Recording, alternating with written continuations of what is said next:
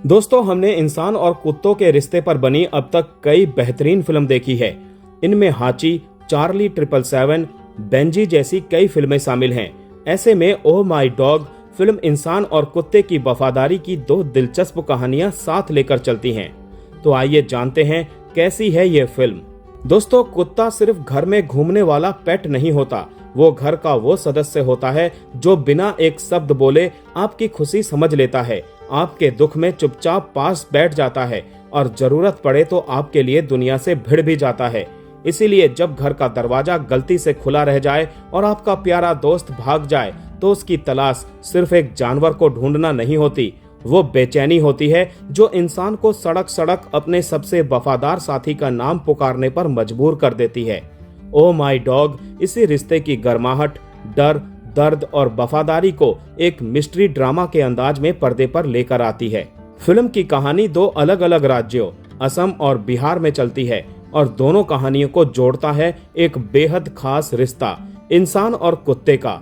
असम में अप्पू का प्यारा इंडी डॉग मोमो गेंद के पीछे भागते हुए अचानक गायब हो जाता है। अप्पू अपने दोस्त को ढूंढने निकलता है और देखते ही देखते उसकी मासूम सी तलाश एक बड़े डॉग ट्रैफिकिंग रैकेट तक पहुंच जाती है। दूसरी तरफ बिहार में युवा मजदूर प्रिंस रहस्यमय तरीके से गायब हो जाता है। उसका वफादार स्ट्रे डॉग ऑस्कर अपने इंसान को खोजने निकल पड़ता है, लेकिन ऑस्कर की तलाश सिर्फ अपने मालिक तक पहुंचने की कोशिश नहीं है, बल्कि धीरे धीरे एक ऐसे किडनी रैकेट का पर्दाफाश कर देती है जिसके तार काफी दूर तक फैले हैं। यानी एक तरफ बच्चा अपने कुत्ते को खोज रहा है और दूसरी तरफ कुत्ता अपने पार्टी यानी अपने दोस्त इंसान को। और यही फिल्म का सबसे खूबसूरत आइडिया है। डायरेक्टर अमित राय ने फिल्म को बच्चों की रहस्य कहानी जैसा ट्रीटमेंट दिया है।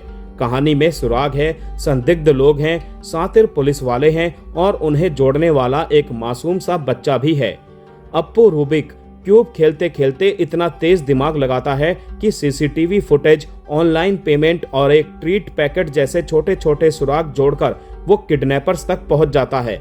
और कई जगह उसका शर्लॉक होम्स वाला दिमाग थोड़ा ज्यादा ही तेज लगता है और ये मानना मुश्किल होता है कि इतनी कम उम्र का बच्चा इतनी बड़ी गुत्थी सुलझा सकता है। लेकिन यहाँ फिल्म की सबसे बड़ी ताकत काम आती है इमोशन, क्योंकि अप्पू की लड़ाई सिर्फ किसी केस को सॉल्व करने की नहीं है, वो अपने दोस्त मोमो को वापस पाना चाहता है।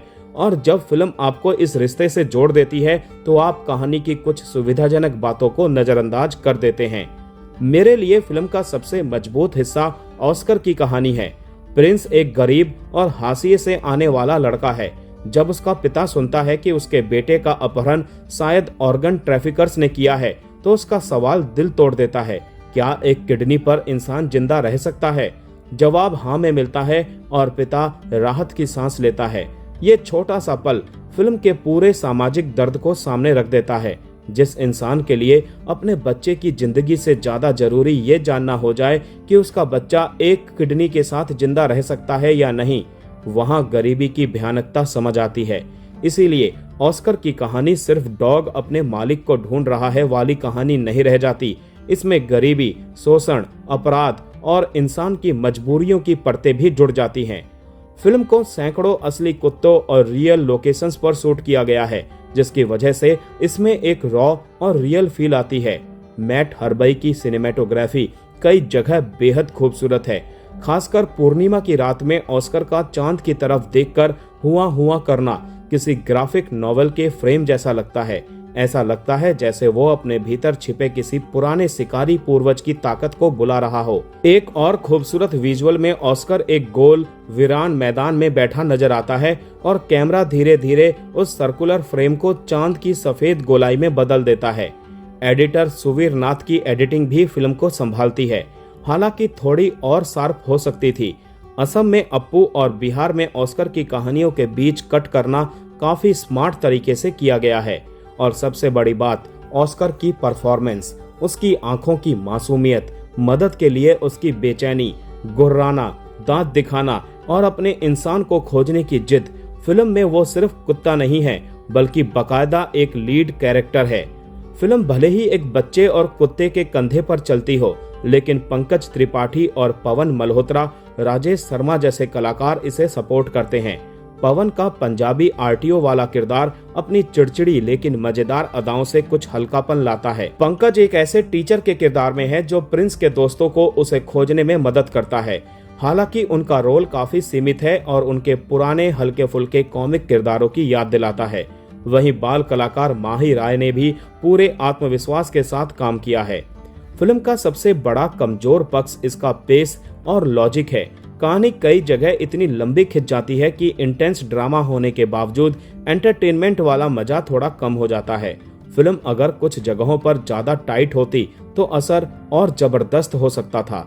जैसे एक कुत्ते के मदद के लिए हुआ करने से अचानक ढेर सारे आवारा कुत्तों की सेना जुट जाना थोड़ा फिल्मी लगता है। उसी तरह अप्पू की असाधारण डिटेक्टिव स्किल्स भी कई जगह विश्वास की परीक्षा लेती है। क्लाइमैक्स से उम्मीद होती है कि ये आपको अंदर तक झकझोर देगा, लेकिन फिल्म वहां पहुंचकर उतना जोरदार पंच नहीं मार पाती। लंबे ड्रामे के कारण जिस इमोशनल धमाके की उम्मीद बनती है उसका असर थोड़ा कम हो जाता है। हालांकि डायलॉग्स अच्छे हैं और अमित राय का डायरेक्शन कहानी के भावनात्मक हिस्से को लगातार संभाल कर रखता है। ओ माई डॉग दोस्तों एक परफेक्ट फिल्म नहीं है। इसकी कहानी कई जगह सुविधाजनक लगती है, पेस धीमा पड़ता है और क्लाइमैक्स उस स्तर का इमोशनल झटका नहीं दे पाता जिसकी तैयारी पूरी फिल्म करती है। लेकिन फिल्म की सबसे बड़ी जीत है इसका दिल। अप्पू और मोमो का रिश्ता हो या ऑस्कर और प्रिंस की वफादारी, फिल्म आपको इन किरदारों के साथ खड़ा कर देती है। आप चाहते हैं कि अप्पू को उसका मोमो मिल जाए, आप चाहते हैं कि ऑस्कर अपने प्रिंस तक पहुंच जाए। और जब कोई फिल्म आपको अपने किरदारों की खुशियों और दर्द से इस तरह जोड़ दे तो उसकी कुछ कमियां माफ की जा सकती है।